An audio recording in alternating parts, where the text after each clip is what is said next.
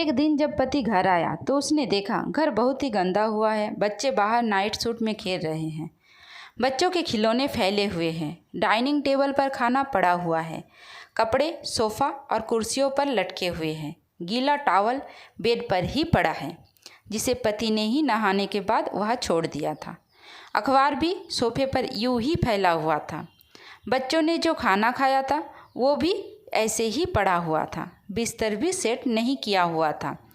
रसोई घर में गया तो गंदे बर्तनों से सिंक भरा हुआ था।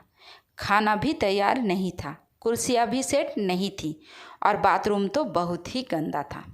ये सब देखकर पति घबरा गया। उसे लगा कि शायद पत्नी बीमार है।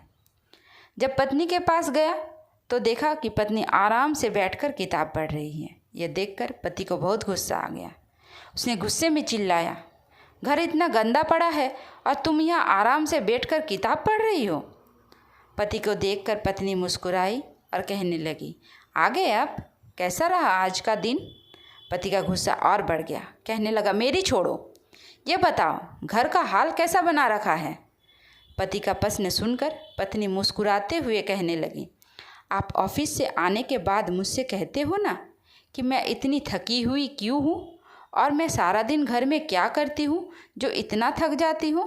तो देखिए, आज मैंने कुछ नहीं किया। दोस्तों, अक्सर पतियों का यही प्रश्न होता है कि आखिर घर में तुम करती क्या हो सारा दिन जो इतना थक जाती हो।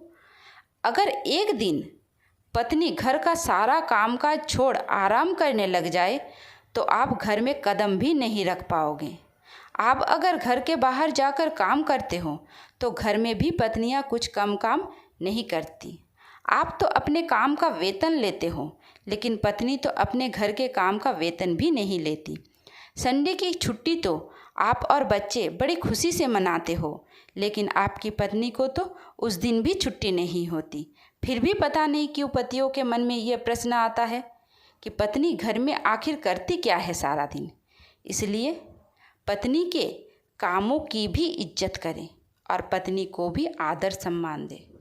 दोस्तों, कहानी अच्छी लगी है तो मेरे चैनल को सब्सक्राइब ज़रूर कर दीजिए और लाइक और शेयर करना मत भूलिए। धन्यवाद।